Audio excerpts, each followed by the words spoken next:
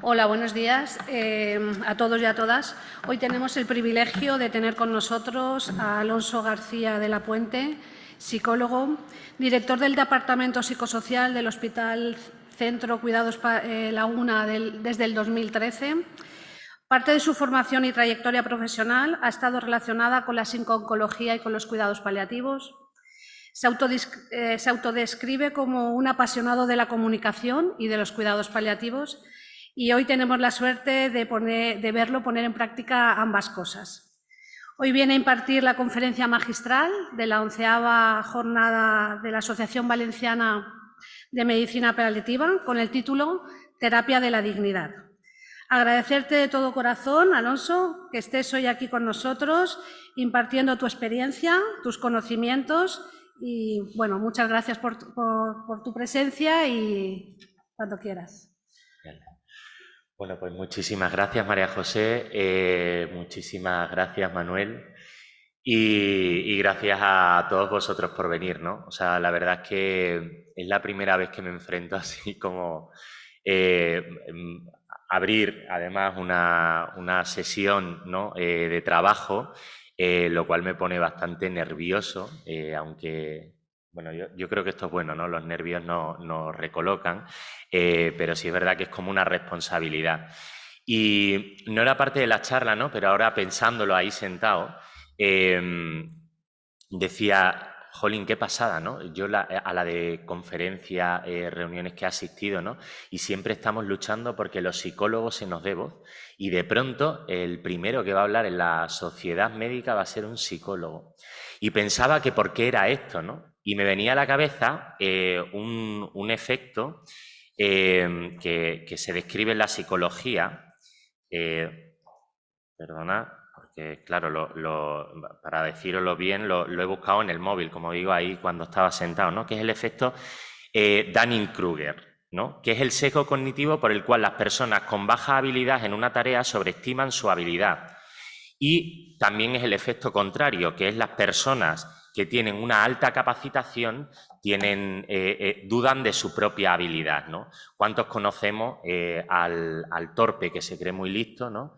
Y al que dice la frase de yo solo sé que no sé nada, ¿no? Sabiendo mucho. Y esto era lo que me salía, ¿no? Al Manuel presentar, ¿no? Y decir todas las deficiencias que hay.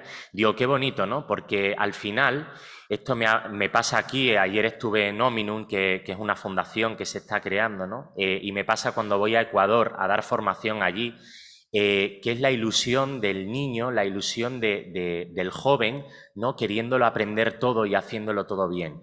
Y cuando ves al viejo que se cree que ya lo ha hecho todo, ¿no? Y cuando digo el viejo, digo Madrid, por ejemplo, que parece que ya está todo hecho, ¿no? Y donde están todos los gallifantes que lo saben todo ya y que parecen los mejores, ¿no? Y son como el ejemplo, ¿no? Y dicen, yo ya lo tengo todo hecho y lo que tengo todo hecho está mal, ¿no? No así, yo soy extremeño, soy muy exagerado hablando.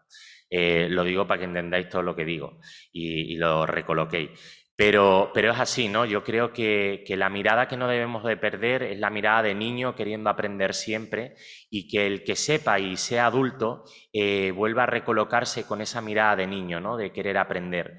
Y yo lo que veo es un valor en que esté todo por hacer, porque está todo por hacerlo bien, ¿no? Y cuando ya está hecho, todo está viciado y muchas veces no está bien hecho, ¿no? Y no somos capaces de verlo. Y bueno, me voy a levantar, apago aquí.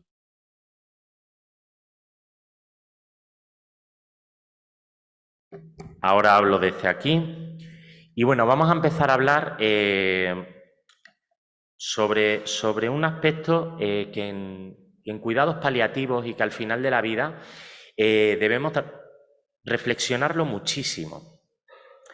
Y sobre todo por un hecho que se produce, ¿no?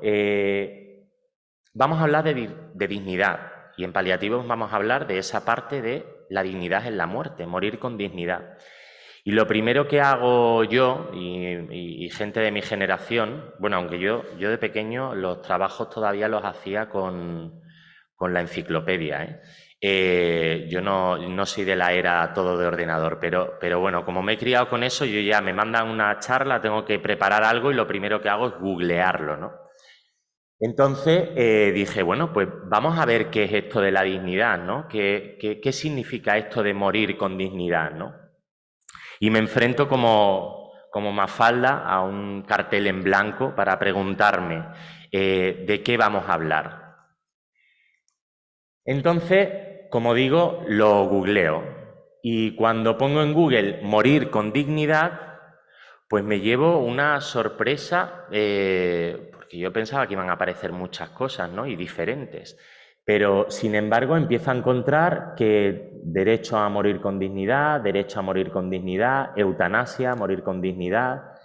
Digo, bueno, pues no voy a poner en todo, voy a poner imágenes, ¿no? Y sin embargo, en las imágenes, pues sí me aparece algo a lo que yo estoy más acostumbrado, ¿no?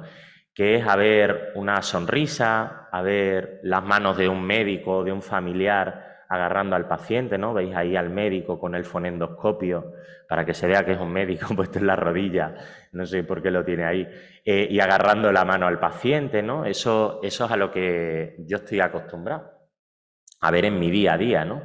Manos, caricias, momentos entrañables. Sigo buscando y ya empieza, pero mucho más profundamente en la búsqueda aparecen textos como bioética y derecho a morir dignamente, ¿no? Y ya, bueno, por lo menos aparece el concepto de ética. Por supuesto, la mayoría de los artículos relacionados con temas religiosos y con temas moralísticos y de si está bien, está mal, si, como digo, tengo derecho, no tengo derecho. Y muchísimas entradas que tienen que ver únicamente con la eutanasia, ¿no? Entonces digo, bueno, pues me voy a ir a lo que hacía de pequeño, que era buscar en el diccionario qué es morir y qué es dignidad, ¿no? Para saber de lo que voy a hablar. Y veo que morir es el término de la vida a causa de la imposibilidad orgánica de sostener el proceso homeostático. Vale. Homicidio, que tiene que ver con el hecho de morir, ¿no? Porque estamos hablando de muerte natural, no natural. El término procede etimológicamente del latín homicidium, un compuesto de homo, ser humano, y cedere, que es matar, de modo que literalmente significa matar a un ser humano, ¿vale? Y el asesinato es cuando concurre la alevosía, o sea, se realiza traición, o cuando se sabe que la víctima no va a poder defenderse, con ensañamiento aumentando deliberada e inhumanamente el sufrimiento de la víctima, o cuando has pagado, ¿no?, para que maten a una persona, concurrencia de precios. Y luego el término que, como decía, al buscar morir dignamente aparecía continuamente, que era eutanasia. Eu, bueno, y tánatos, muerte. Que en realidad es lo que yo veo en mi hospital. Etimológicamente, lo que yo veo en mi hospital trabajando es eutanasia todos los días, es a gente con el buen morir. O sea, es lo que yo hago continuamente, ¿no? Ayudar a la gente al buen morir. De hecho, ahí es donde empieza mi carrera profesional. Yo estudié psicología, los paliativos no se daban en la universidad, yo creo que se siguen sin dar y sin hablar de ellos, ¿no?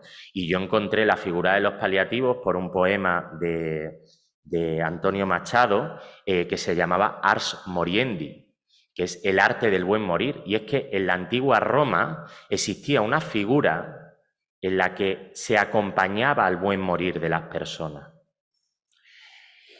Y luego el término de dignidad, que era el siguiente que me aparecía, ¿no?, en esa búsqueda, en latín dignitas, que se traduce por valioso, calidad del que se hace valer como persona, se comporta con responsabilidad, seriedad y con respeto hacia sí mismo y hacia los demás y no deja que lo humillen ni degraden. Esta es la definición.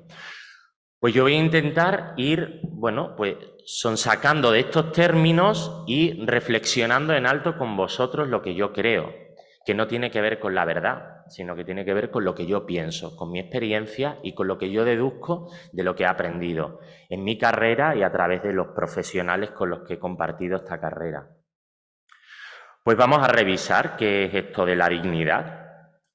Lo hizo White en 2003, que sacó hizo una revisión sistemática del término en 1.200 libros, 11.000 artículos, y entonces él venía a resumirlo, que en la historia se diferencia en 3 ámbitos relacionales: humanidad y Dios, no hablamos de dignidad; individuo y sociedad; determinismo y sociedad, ¿no? Y hace un repaso a través de la historia. Cicerón hablaba de la dignidad como un rango que se le otorga al ser humano, el cual, por ser un regalo divino, le obliga a vivir conforme a la dignidad que se le ha otorgado. A mí este término me encanta, ¿no? Edad media cristiana, cualidad propia de la humanidad debido a su relación única con Dios. En la Grecia clásica, atributo de ciertos individuos o grupos en virtud de su posición y rango.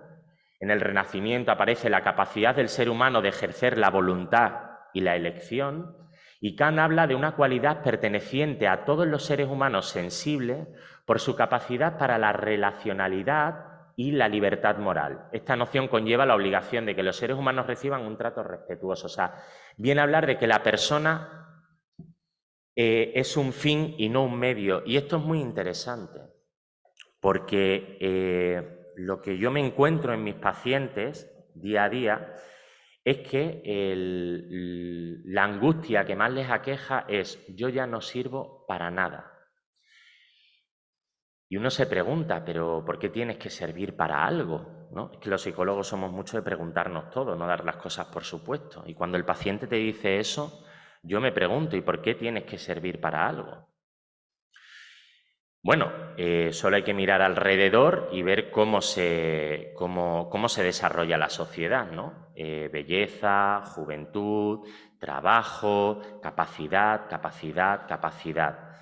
Y yo, cuando no sirva para nada, me quito de en medio, porque yo no quiero ser una carga, como si las personas fuésemos una carga. Mira, yo tengo una niña de 1 año y medio. Y mi hija de 1 año y medio es peor que cualquier paciente paliativo, o sea, porque el paciente paliativo tiene ya capacidad, ¿no?, como de resignarse o de estar por lo menos un rato en silencio en su habitación sin dar... Mi hija no. Mi hija no entiende de noches, de días, se hace caca encima, vomita, se pone enferma continuamente, bueno, nos maltrata a su madre y a mí continuamente, ¿no? Y ella no se preocupa en ningún solo momento en si es una carga o no es una carga. Ella se sabe amada por sus padres. Y yo, como padre, el ejercicio que tengo que hacer es que a veces me entran ganas de tirarla por el balcón, y el ejercicio que tengo que hacer es precisamente ese, ¿no? Decir, voy a practicar el amor ágape, el amor de entrega absoluta sin esperar nada a cambio, ¿no? Entonces, por eso ser padre te hace un poco solo mejor persona, ¿no? Porque practicas ese tipo de amor en el que no esperas nada a cambio. Y ese también es el amor que se practica en paliativo. No solo en paliativo, sino en las ciencias humanas. Tiene gracia, ¿no?, que en Madrid, por ejemplo, tenemos una viceconsejería de humanización de la salud.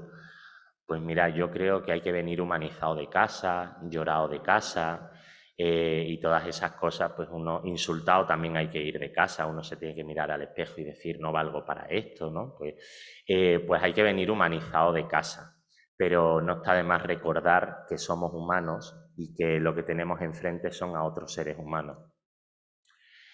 El conjunto de significados se agruparían en la dignidad humana, en tanto que es un valor inherente al ser humano. En la dignidad social tiene como fundamento la dignidad humana y la consecuencia de reconocimiento. Bueno, esto viene a ser que si yo me encuentro con el presidente del gobierno o con el rey, pues tengo que actuar de una determinada forma por la dignidad de su puesto, porque si deja de estar en ese puesto, deja de tener esa dignidad. Y esto es importante porque luego seguiremos desgranando el término de dignidad para llegar a una conclusión. Y la dignidad en cuidados paliativos, que sería el principio de universalidad y no discriminación, buscando para la persona calidad de vida y control de síntomas. Derecho a morir con capacidad, en la medida de lo posible, de elegir el modo, momento y lugar de la propia muerte, y es una condición de aplicación de los recursos con el fin de obtener una muerte natural y sin sufrimiento. Y esto es importante porque si fuese un derecho, pues la gente podría acceder a ello, ¿no? Y las estadísticas dicen que el 45% de las personas en España pues mueren sin tener cuidados paliativos, y la mayoría de las sociedades científicas no reconocen la especialidad y seguimos luchando años y años y años porque se reconozca la especialidad de paliativos. No sé el por qué, quién tiene interés en que no se reconozcan, porque además los cuidados paliativos son muy baratitos, no cuestan mucho. Esta tabla no sé de dónde la saqué hace un montonazo de tiempo, le hice una foto con mi móvil y no tengo la referencia de dónde la saqué. Pero es una tabla muy interesante, ¿no? Porque hace una revisión, bueno, yo creo que es de White, ¿no? Del que veíamos antes, pero hace una revisión, aunque no lo puedo asegurar, hace una revisión de todos los términos que aparecen asociados a la palabra dignidad y desde los diferentes campos, ¿no? Y vamos a ver términos que aparecen desde todos los campos que han estudiado la dignidad, que son la filosofía, el derecho, la religión, la bioética, la atención sanitaria y los cuidados paliativos. Vamos a ver que hay términos que aparecen en todos los campos de estudio, ¿no? Y este sería el valor de la persona y respeto de los demás, o sea, el principio de beneficencia y de cortesía, ¿no? Aparecerían en todos los estudios, aparecen estos términos. Luego hay términos como el de vida, ¿no? Que también aparecería, como podéis ver, en todos los campos del conocimiento. Igualdad, es curioso que en la atención sanitaria, si os dais cuenta, pues no aparece. Sin embargo, en los cuidados paliativos sí. Y esto es interesante porque los cuidados paliativos, como decía al principio, somos los niños, ¿no? En las ciencias de la salud somos los más pequeñitos, pero el adulto tiene que volver a aprender del niño, ¿no? Y esa es la mirada del niño de paliativo, de los jóvenes que somos en paliativos, ¿no? Que nos tienen que mirar a nosotros porque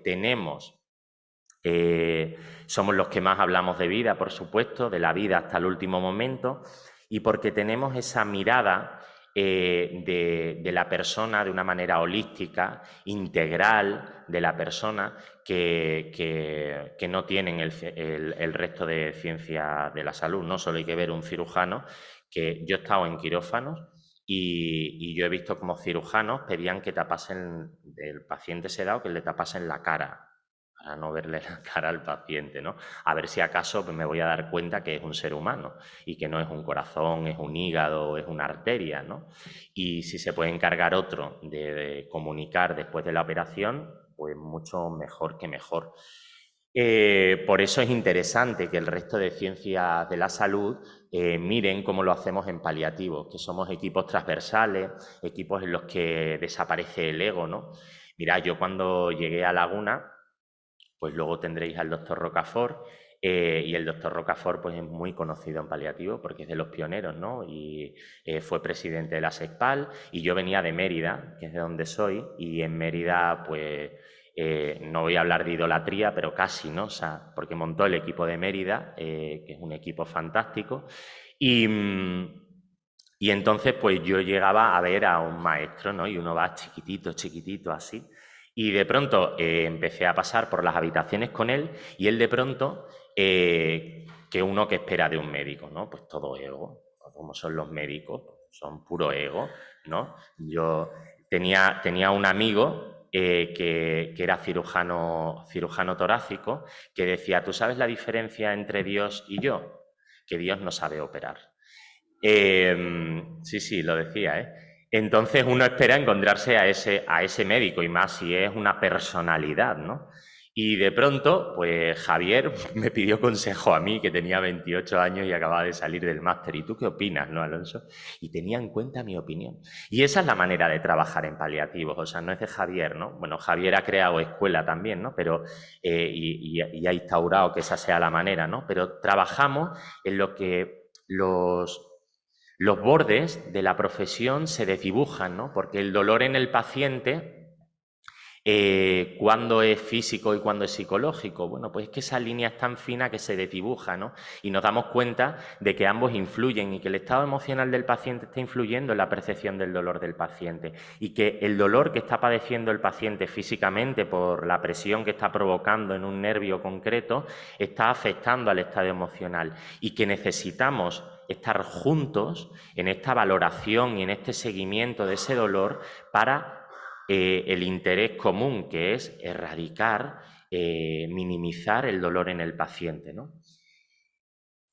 Por eso tenemos mucho que enseñar. La palabra solidaridad aparecía en estos estudios, ¿no? Qué bonito, ¿no? Porque esto es de lo que yo estaba hablando ahora, de esa solidaridad, no solo entre las personas, y esta solidaridad que luego veremos que también tiene que ver con la compasión, sino la solidaridad entre los profesionales, ¿no? En quitar los egos personales, en cuál es mi campo, cuál es el tuyo, y trabajar conjuntamente, ¿no? Y holísticamente para ver al paciente y el sufrimiento como una entidad única.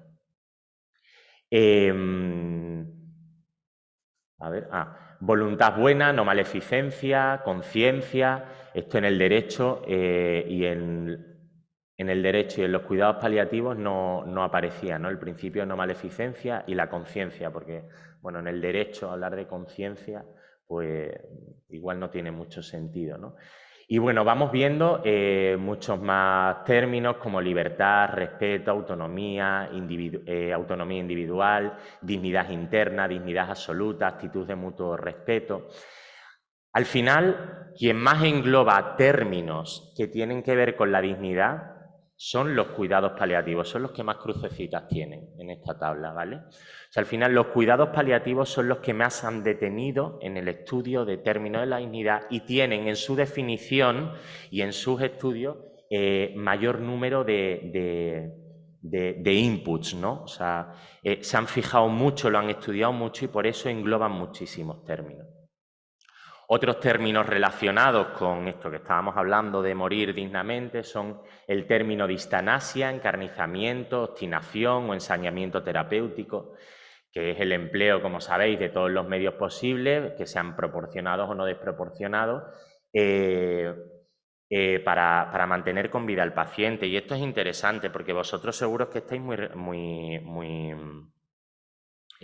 acostumbrados a este término, ¿no? Pero tenemos que hacer mucha educación, psicoeducación o medieducación a la población, porque la gente también cuando viene a mi hospital dice mucho, mire lo que, bueno, se lo dicen al médico, ¿no? Dice, mire, yo doctor lo que no quiero es que usted le alargue la vida.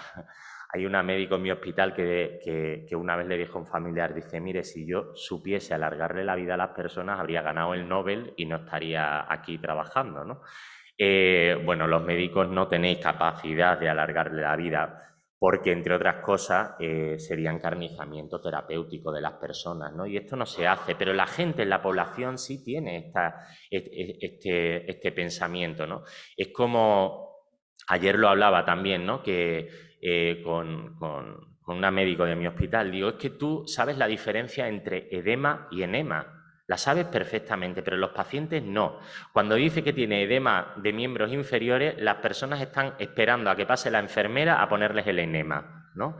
Entonces, términos con los que nosotros estamos muy acostumbrados a tratar y que los tenemos los conceptos como muy asumidos, la gente se piensa verdaderamente que en cuidados paliativos estamos manteniendo a las personas con vida y que no queremos, no sé el por qué, no queremos que se mueran, ¿no? Y que nos van a poner tubos por todas partes para que no nos muramos, ¿no? Y esto también tiene que ver con las películas que hemos visto y con este tipo de cosas. Y la muerte digna, esto sí sería... la ortotanasia designa la actuación correcta ante la muerte por parte de quienes la atienden al que sufre una enfermedad incurable o en fase terminal. Por extensión se entiende como el derecho a los pacientes a morir dignamente sin el empleo de medios desproporcionados. Es que nos han robado el término de muerte digna. Nos han robado el término de muerte digna porque, como decía, esto es lo que hacemos en los hospitales de cuidados paliativos, ¿no? ¿Y qué pasa con las personas al final de la vida? ¿Por qué piensan todas estas cosas? por qué se equivocan y piden la muerte o creen que nos vamos a encarnizar con ellos? ¿Por qué sucede todo esto? ¿Cómo es la toma de decisiones de estas personas al final de la vida? Bueno, pues lo primero que tenemos que tener en cuenta es que tienen miedo. Y tienen miedo porque existe una desproporción entre las amenazas que tienen, la amenaza de su propia vida y los recursos. Claro, recursos ante la muerte no hay. No tenemos recursos porque la muerte nos va a sobrevenir. Entonces tenemos pocos recursos de afrontamiento, sobre todo una sociedad que no ha mirado nunca la muerte, que no te han enseñado a morir, que los niños no van a los tanatorios, que ya no se vela en las casas, que no se ha visto... Yo la primera vez que he visto una persona muerta fue cuando empecé a trabajar en paliativos. Antes jamás había visto un muerto, jamás. Y mira que yo soy curioso, pero en los tanatorios tampoco, porque echaban la cortina. Yo me asomaba a ver si estaba la tapa cerrada, ¿no?, de la tumba, y yo no había visto nunca un muerto. Y de hecho yo mis primeras semanas trabajando fui haciendo pequeños acercamientos, ¿no? Me asomaba y veía al muerto. Luego dije, voy a tocar a un muerto, porque es que estoy hablando de la muerte con mis pacientes y con tal, pero yo no sé qué siente la mujer cuando le va a dar un beso a ese cadáver que dicen que está frío, ¿no? No he tocado nunca la frialdad de un cuerpo. Pues le agarré la mano a un paciente que le había tenido cariño y dije, pues voy a pasar, ¿no? Y me voy a despedir de este paciente. Y sentí esa frialdad de la que hablan del cuerpo muerto, ¿no? O la rigidez, o qué se hace después. Me acuerdo una vez con una compañera, con una trabajadora social, que digo, claro, siempre decimos tal no sé qué y aquí se mueren y ya no sabemos cuál es el proceso. Entonces nos bajamos a la morgue y dijimos, a ver qué pasa con el cuerpo después, ¿no? ¿Qué hacen con ese cuerpo, no?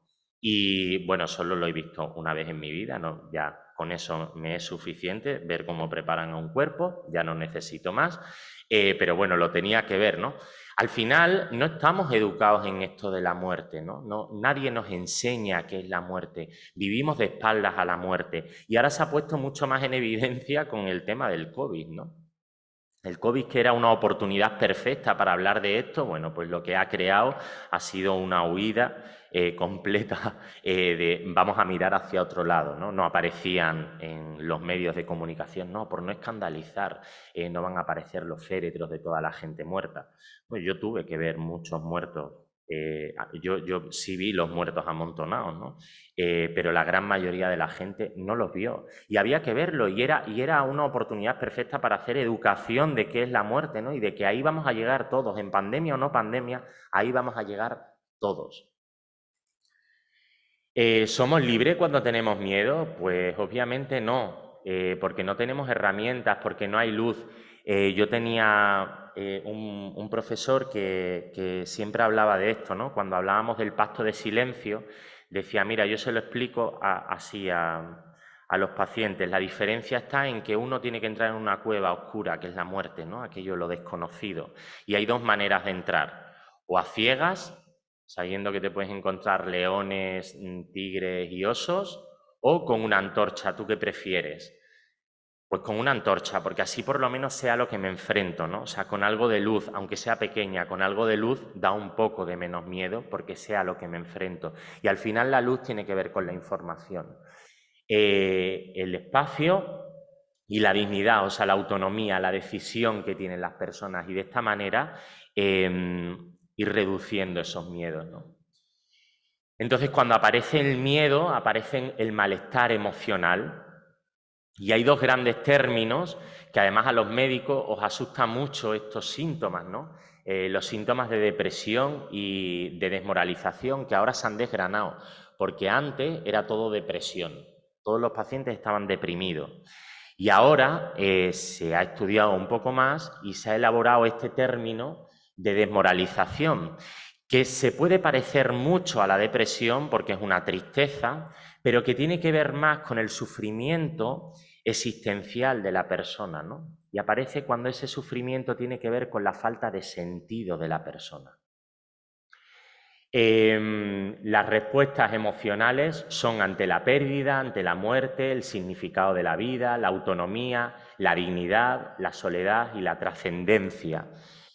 porque luego lo veremos, ¿no? El hombre, de qué está compuesto y cuál es la mirada del hombre y hacia dónde se dirige. Las respuestas adaptativas, y esto es importante para que lo sepáis los médicos para derivar, ¿vale? Respuesta adaptativa, tristeza. No llaméis al psicólogo porque el paciente esté triste. Es normal que esté triste, es normal que llore. Si está maníaco y está feliz, ¡ah, qué bien todo! Estoy súper... Entonces llamas al psicólogo porque ahí hay algo que no está funcionando, ¿no? Pero la tristeza es una respuesta adaptativa del paciente al final de la vida. La aceptación de la muerte, elaboración de la ansiedad de separación, y esta ansiedad de separación es adaptativa. Esto le pasa a mi hija cuando nos vamos de casa, que llora. Bueno, pues esta ansiedad de separación nos acompaña toda la vida. Y separarnos de nuestra propia vida provoca ansiedad. No pasa nada, no pasa nada. Ansiedad es la del terapeuta, del médico, ¿no? Que no soporta el estado emocional del paciente. Y tenemos que aprender a sostener. Porque hay una cosa muy bonita que sucede entre el terapeuta y la persona acompañada, ¿no? Y que desde la psicoterapia sensoriomotriz se llama la alquimia relacional. Y es esa magia que se crea entre el paciente y el médico o el terapeuta, ¿no? Esa magia tiene que ver con las neuronas espejo y tiene que ver con la activación del nervio vago, ¿no? Y con el, si él puede sostener esa emoción, yo también puedo, piensa el cerebro, y hay una regulación emocional y es algo precioso, ¿no? Esa alquimia, esa magia, que no es magia, es ciencia, pero queda más bonito hablar de alquimia relacional. Así que, por favor, que nos entre ansiedad a vosotros como terapeutas.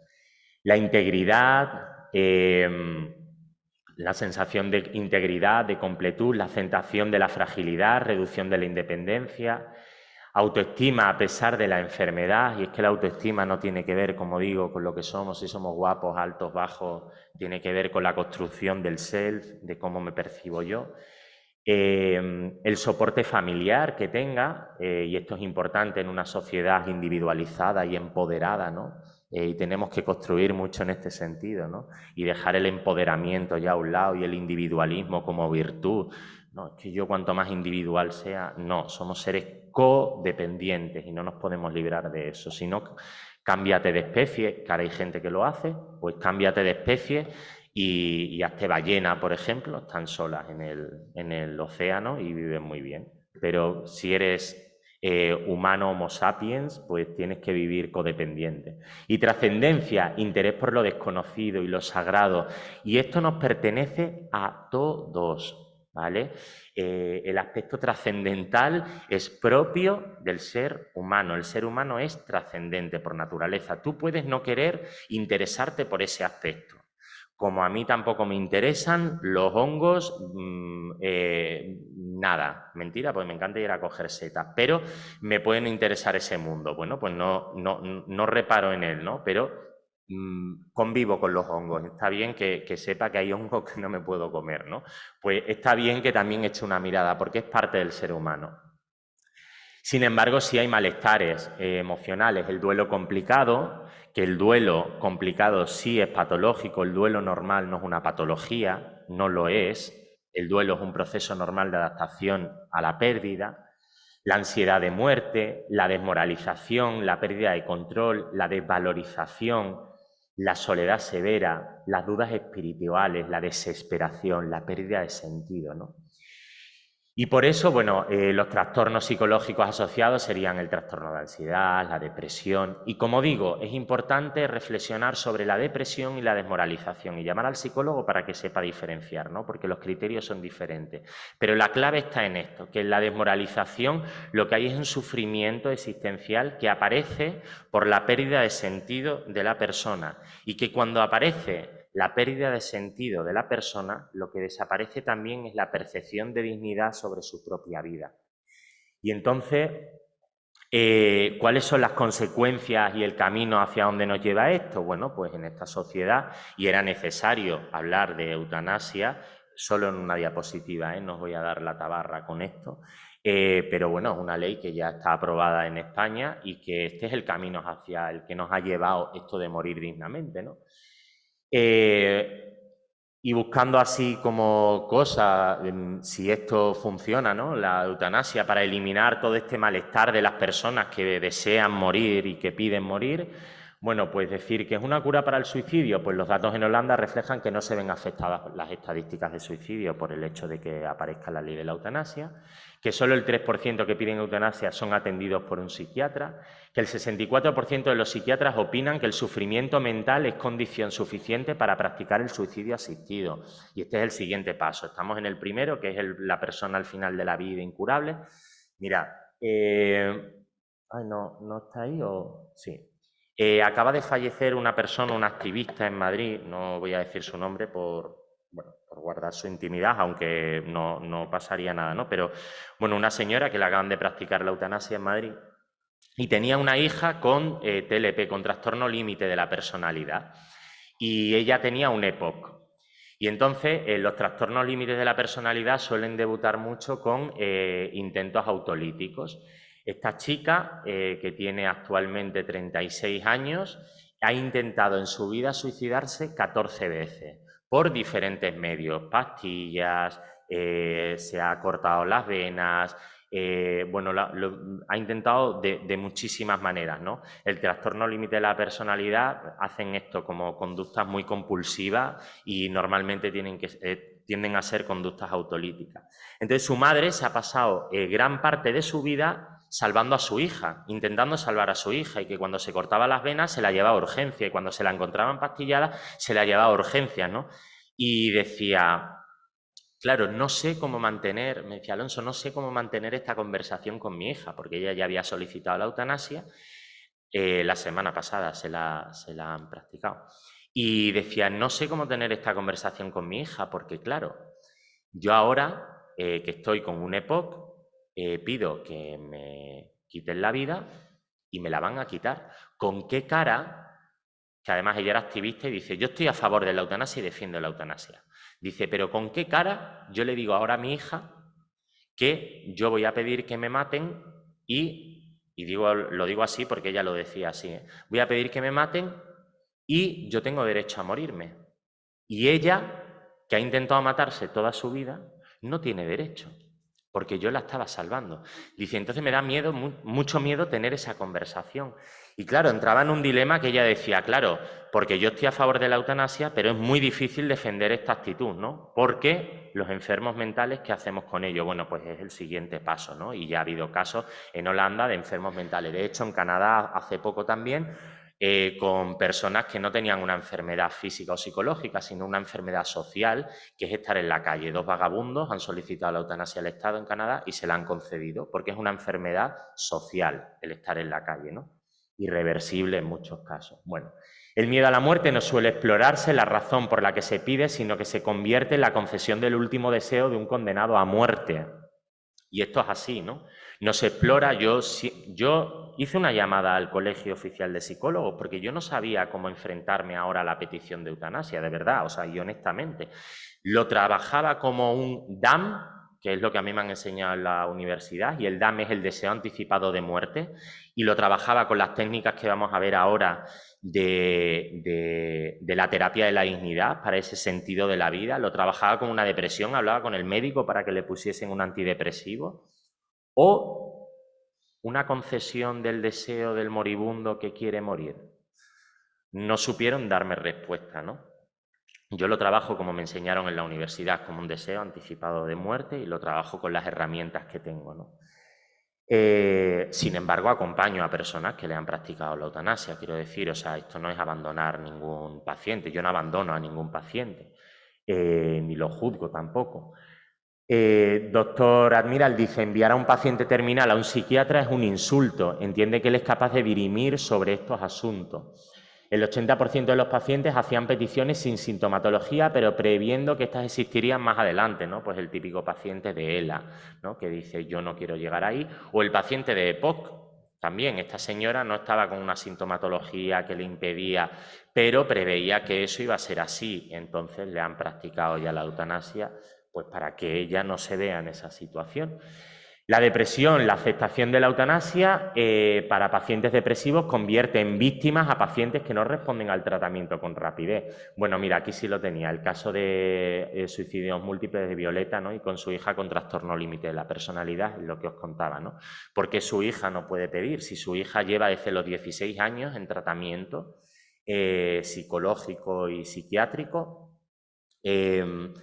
Bueno, su hija es una activista también y se ha salido de todo y ahora, bueno, no toma medicación, ¿no? Y le va mucho mejor la vida sin tomar medicación, con grupos de ayuda mutua y ha creado una nueva red de defensa de la no estigmatización y medicalización de estos pacientes, ¿no? Que al final con el neuroléctico lo que les dejan es babeando así, como la mayoría de la población depresiva, ¿no? Lo que están es anestesiados emocionalmente con los antidepresivos, van por la vida que se muere alguien al lado así y dicen, uff, qué faena, ¿no? Y con el Orfidal para dormir y anestesiados, ¿no? Sin afrontar, pero es mucho más barato también mandar un antidepresivo y un ansiolítico al paciente que acompañar. Por supuesto, no están mal las medicinas, no estoy en contra, pero acompañar de una terapia. Hablando también de ese deseo, ¿no? Y yo como psicólogo, a mí quien financia a mi equipo Fundación La Caixa, porque la salud pública tampoco nos tiene metido a los psicólogos en el plan de sanidad y menos aún en paliativos, ¿no? O sea que están vendidas las personas. El suicidio ven la enfermedad como la parte mala que hay que eliminar y la vida es el daño colateral. En cuanto a familias y médicos, cuánto influye el médico en la decisión, incluso en la guerra los soldados tienen consecuencias al acabar con la vida de los otros. Y es que esto es así, ¿no? Yo tengo un primo que es legionario y ha estado en la guerra. Y él cuenta, bueno, que él tuvo que ir al psicólogo, ¿no? Nadie se atrevería a juzgar a mi primo porque en la guerra mató. Bueno, es que es su trabajo, ¿no? Defender al país y si estás en una guerra, pues para que no te maten tienes que matar, ¿no? Pero mi primo tuvo que ir al psicólogo y tuvo estrés postraumático y él dice que todavía se acuerda de cómo vio la sangre y de cómo acabó con la vida de esa persona y pensó en la familia de esa persona, porque la muerte per se, matar a alguien está mal. Da igual en las condiciones que lo haga, si es por defensa, nadie va a juzgar eso, ¿no? Pero la muerte no te deja, es que no sé por qué. Ah, sí, aparece esta foto, ha aparecido. Es una imagen que para mí es muy significativa, ¿no? Porque tú puedes matar, pero esas huellas de la sangre, ¿no? Puede ser muy fuerte la imagen, pero es muy gráfica, ¿no? Te van a acompañar, ¿no? Y aunque nadie juzgaría a mi primo sí ha tenido consecuencias por matar, ¿no? Y la capacitación, la depresión crónica no es incapacitante, suicidio versus suicidio asistido, enfermedad terminal versus eutanasia. Y es que estamos confundiendo continuamente términos y estamos juntando términos y, como digo, la eutanasia, muerte buena, no tiene que ver con el acabar con la vida de las personas. Otros términos relacionados que se usan y en el campo de la medicina es una de las herramientas que tenéis, ¿no? Son las voluntades anticipadas. Y Javier Rocafort ha trabajado mucho en este sentido, no de las voluntades anticipadas, sino de la toma de decisiones compartidas, ¿no?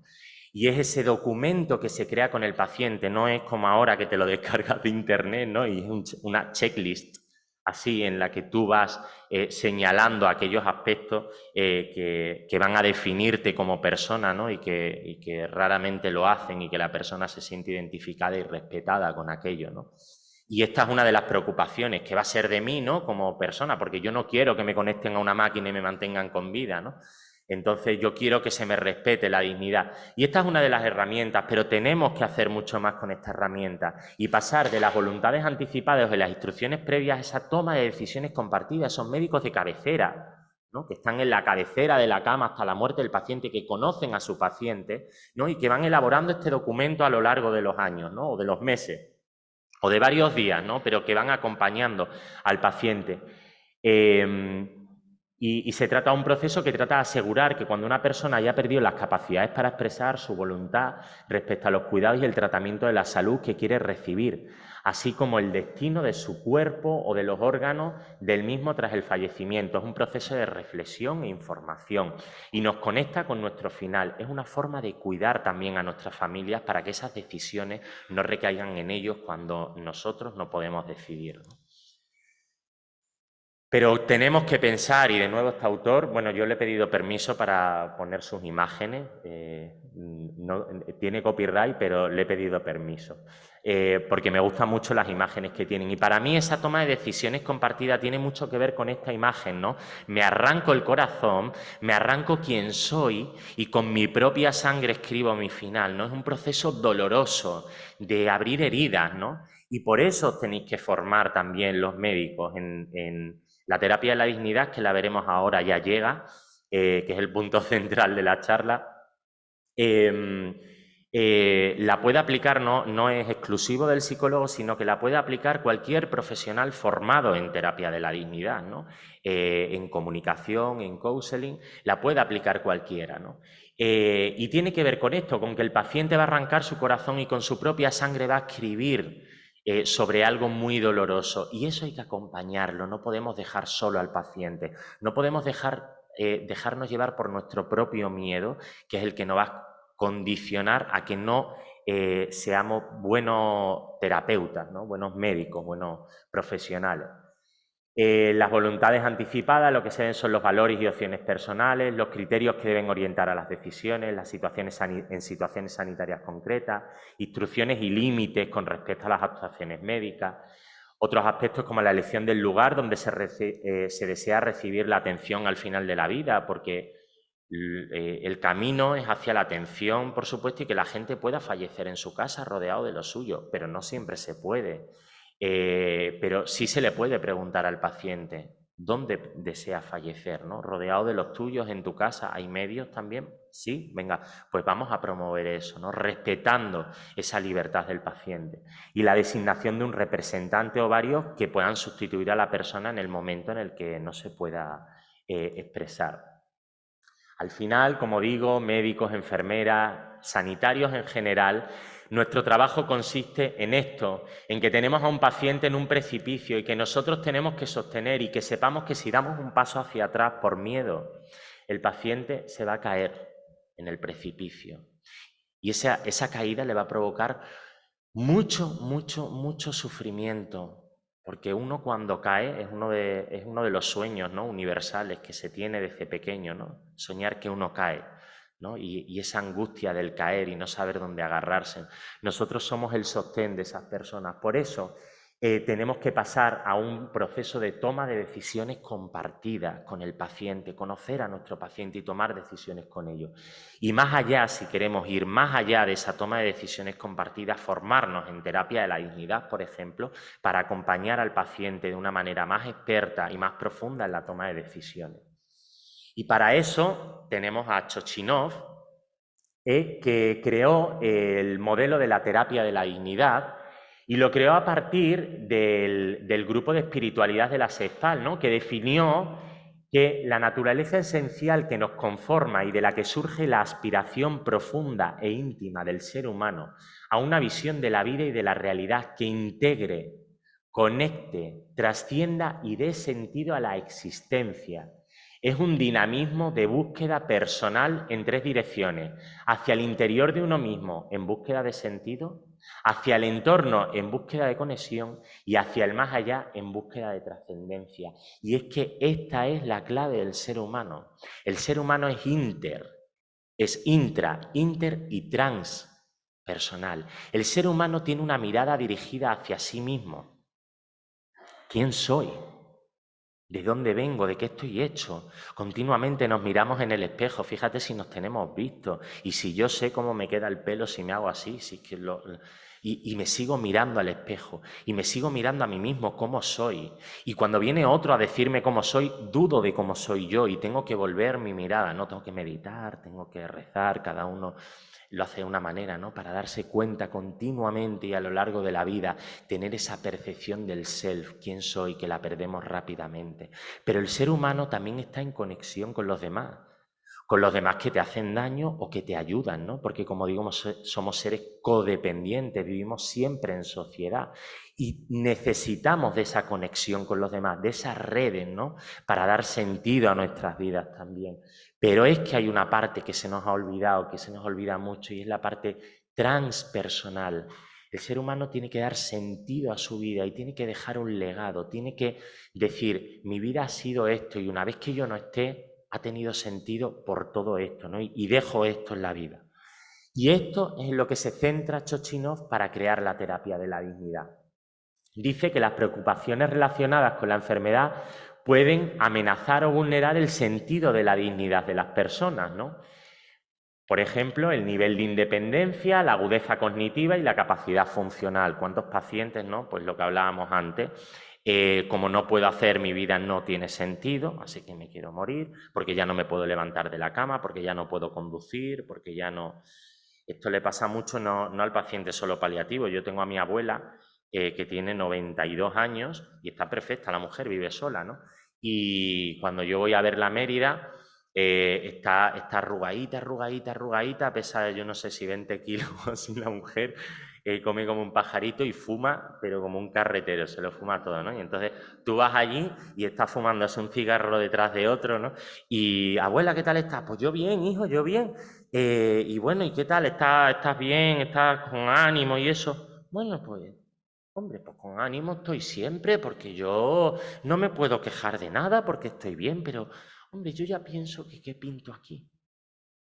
Digo, ¿cómo, abuela? ¿Cómo que pintas aquí? Digo, pues, digo, ¿tienes ahora una viñeta? Digo, ¿qué quieres? ¿Que yo le hable de ti? Pues yo prefiero que te conozca a ti, ¿no? Y que le cuentes todas esas cosas que a mí me has contado y que te sientes con ella, ¿no? Y que haya esa continuidad en la familia, ¿no? Y que ella pueda recordarte y que puedas venir a su comunión y que a la comunión no creo que llegue la pobre, ya, no, pero bueno, pues y ojalá llegue, o sea, digo, si está así de bien.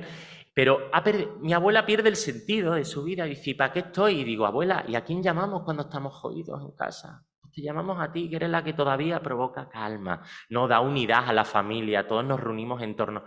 Ah, pues eso sí, ¿no? Y ahí encuentra el sentido, ¿no? En que es la unidad de la familia, en que todos pivotamos alrededor de ella, que ella es la que hace que todos nos juntemos, ¿no? Y ahí recobra el sentido de su vida. Y es que claro que las vidas tienen siempre sentido, ¿no? Siempre tienen sentido, lo que hay es que buscarlo.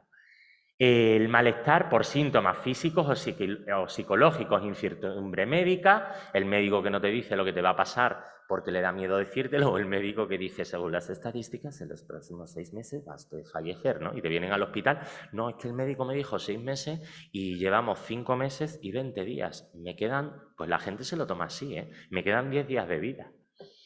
Dice, el médico no se equivoca nunca.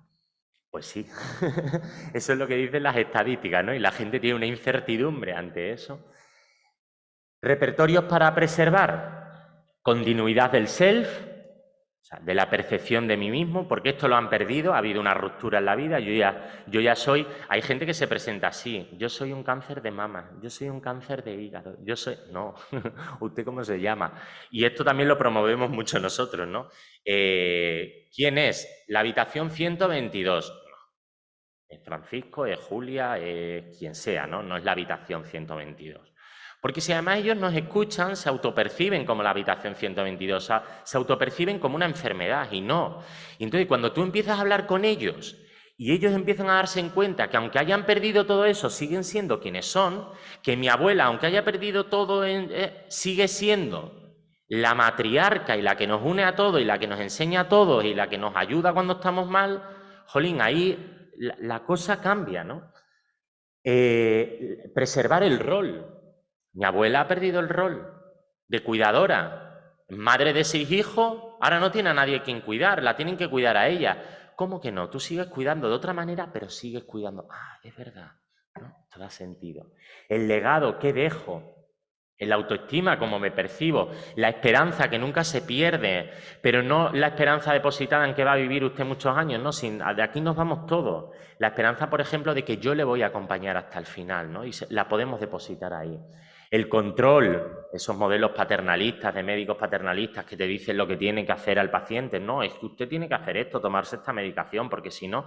Bueno, pues muchas veces vemos a ese paciente enrabietado que no se quiere tomar la medicación y dices, ¿pero por qué? Porque quiere retomar el control, porque le dicen que se levanta a las 7:30 de la mañana, que tiene que desayunar a esta hora, que tiene que comer a esta hora, que la ducha es hasta ahora cuando pasa a la auxiliar, que le dicen todo, ¿no? Y lo único que puede elegir es cerrar la boca y no tomarse la medicación.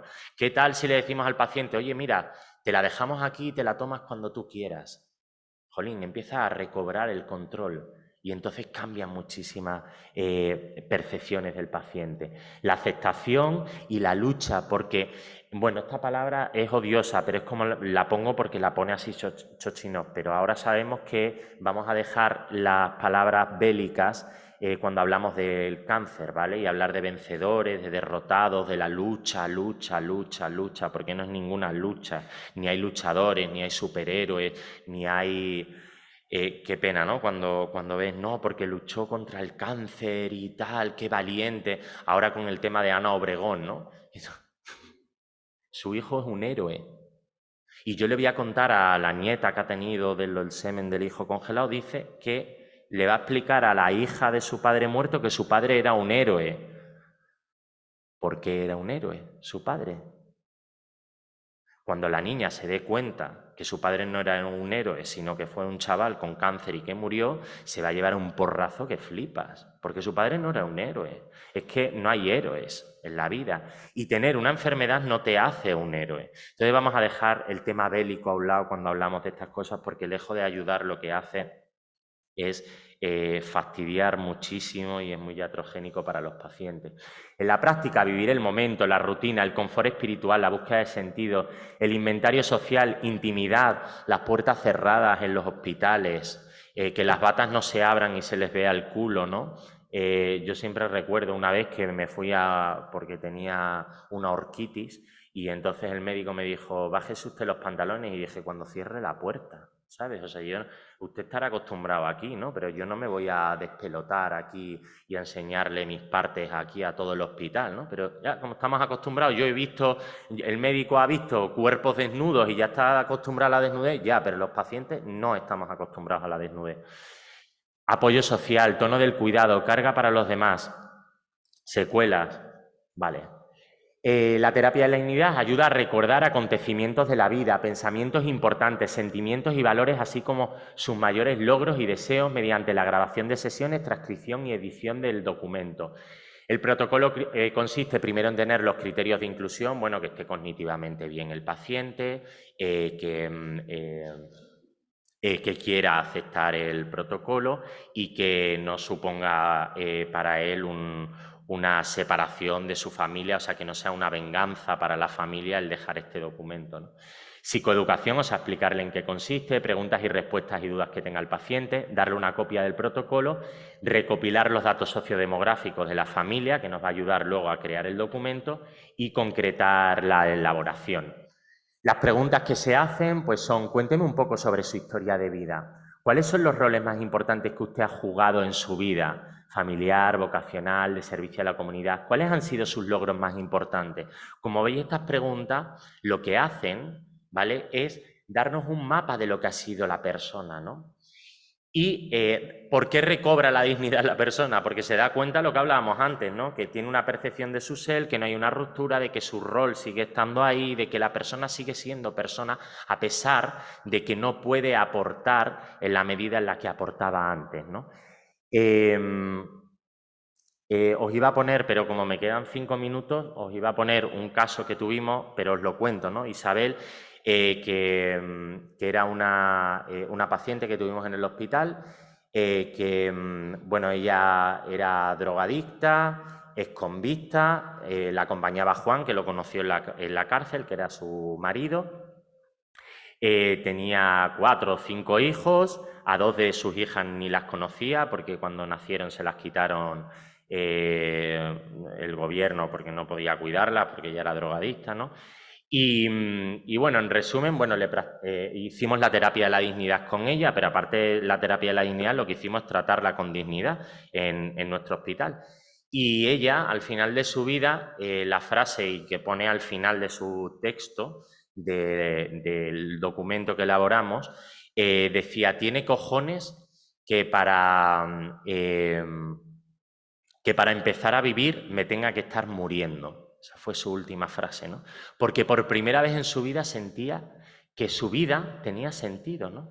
Que de pronto era tratada igual que el resto, que nadie la trataba como una yonki o como una prostituta, sino que la abrazaban sin esperar nada a cambio. Esto era muy fuerte, que ella decía: Alonso, que sepas que eres el único hombre que me ha abrazado sin esperar nada a cambio, porque decía, porque Juan al final lo que quiere siempre es llevarme a la cama, ¿no? Su marido. Dice: eres el único hombre que me ha abrazado sin esperar nada a cambio. Claro, porque había sido prostituta. Porque allí le daban medicación que era su droga y nadie juzgaba que se tomaba esa medicación y que tomaba la morfina. Porque allí era mirada como uno más, respetando su dignidad. Y entonces ella se dio cuenta que su vida tenía sentido ahora, ¿no? Y que nunca había tenido sentido. El protocolo... Hay otro protocolo que es mucho más actual y que se desarrolló en la Universidad de Valencia, en el que nosotros participamos desde Laguna también en la elaboración con muchísimos otros centros, la principal investigadora es Pilar Barreto, y es el protocolo Kibo. Lo podéis buscar también en internet. También traía las preguntas, son mucho más concretas, se parecen mucho al protocolo de Chochinov, pero requiere de menos pericia porque está bastante más delimitado, ¿no? Ese cuadernillo para practicarlo. Os lo podéis descargar. Y lo que hace, junto con la terapia de Chochinov de la dignidad, ¿no? Lo que consigue es que las necesidades espirituales de los pacientes mejoran tras la intervención, el bienestar emocional de los pacientes, al estar íntimamente relacionados con la espiritualidad, también mejora con la intervención, la calidad de vida percibida mejora tras la intervención. Todo esto, o sea, se ha comprobado que es así. La resiliencia aumenta tras la intervención, o sea, esos recursos con los que cuento para afrontar, y los pacientes con una mejor cobertura espiritual afrontará de manera más eficiente el control sintomático. Y fijaos lo importante que es esto, ¿no? Menos medicamento. Aquí es donde os ponía el protocolo Kibo, ¿no? Pero ya termino, ¿quién dice que es dignidad después de todo esto, ¿no? ¿Quién se atreve a decir que es dignidad? Pues mira, yo, después de ver todo esto, he llegado a una conclusión sobre el término de dignidad, y que ni la filosofía, ni los cuidados paliativos, ni nadie, ni siquiera yo, tiene que venir a decir qué significa la palabra dignidad. Yo creo que la dignidad tiene que ver con lo que decía Kant y hablaba al principio, tiene que ver con un atributo de los seres sintientes. Y cuando digo seres sintientes, meto también a los animales, ¿no? Que tienen una dignidad no igual a la nuestra, sino que también la tienen, ¿no? Y a todo lo demás, incluso al planeta, ¿no? Que también tiene una dignidad, ¿no? No como sintiente, pero sí como cosa que existe. Todas las cosas tienen una dignidad y sí se puede colocar más arriba, pero todos los seres humanos tenemos dignidad, la tenemos. Y lo único que podemos hacer con la dignidad es contemplarla. No medirla, porque no se puede medir. No la podemos dar ni quitar. Lo único que podemos hacer es contemplarla. Y en base a contemplar que todos los seres humanos tenemos dignidad, podemos actuar conforme a esa dignidad que se tiene. Y por eso Isabel se dio cuenta que su vida era digna. No porque nosotros le aportamos dignidad, sino porque la reconocimos. Y en ese reconocimiento ella se dio cuenta que la tenía. Y se había dejado de dar cuenta en su vida por cómo la habían tratado que la tenía. Pero nadie tiene que venir a decir que es dignidad, porque yo podría ir a África a decir que las vidas de esa gente no son dignas, o que sí lo son. O podrían venir los de África a decir que mi vida no es digna por vivir en Madrid, en el centro de la ciudad, lleno de polución.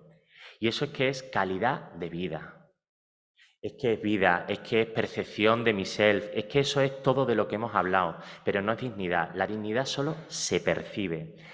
Y la única manera en la que no nos vamos a equivocar en nuestra vida profesional, en actuar con los otros, es teniendo dos conceptos muy claros.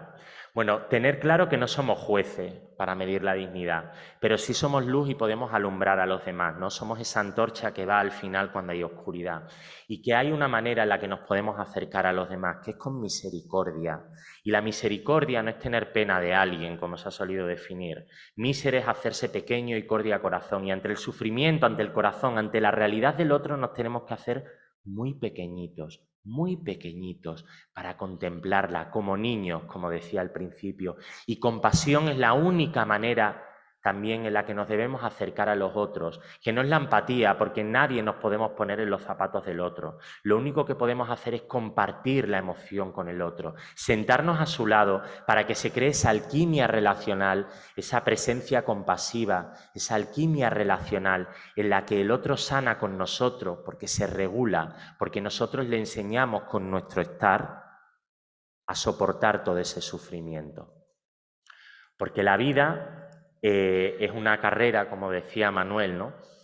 O un camino, no una carrera, ¿no?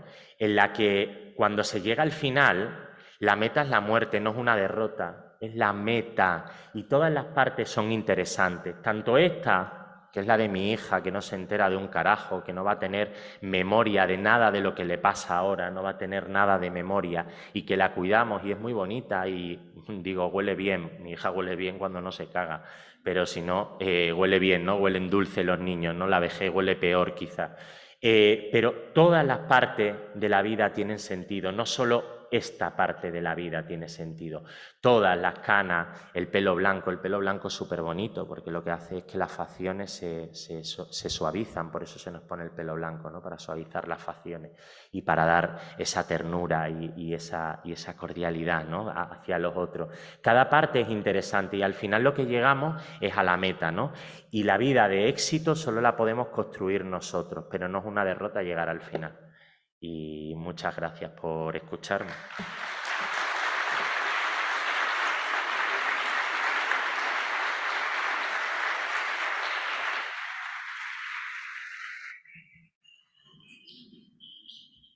Muchas gracias, Alonso.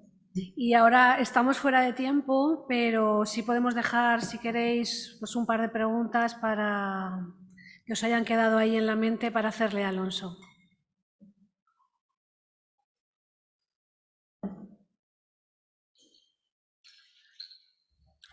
A ver, yo es que hablo súper claro y no genero dudas nunca. Entonces, esto me encanta cuando no hay preguntas porque es que lo he dicho todo súper bien. Sí. Y no he generado ninguna duda. Bueno, si no queréis, os ha dicho que si tenéis alguna duda sobre la presentación, podemos hacerosla llegar, la duda o cualquier cosa que... Voy a dejaros el material, o sea que ahí vais a tener las preguntas del protocolo Kibo, lo vais a tener, ¿vale? Y también las preguntas de la terapia de la dignidad. Vale. Lo dicho, si alguien la quiere, pues que escriba a la secretaría y se la hacemos llegar. Bueno, pues nada, Alonso, yo darte las gracias por tu participación en estas jornadas. Sé que ha sido algo muy rápido, que se tiene que marchar en estos momentos porque tiene una reunión en su hospital, creo que a las 2, ¿no? Sí. Y nada, y la verdad es que da un gusto y nos has generado ganas de aprender, de meternos en esta terapia y bueno, y seguir formándonos. Muchas gracias, Alonso. A vosotros.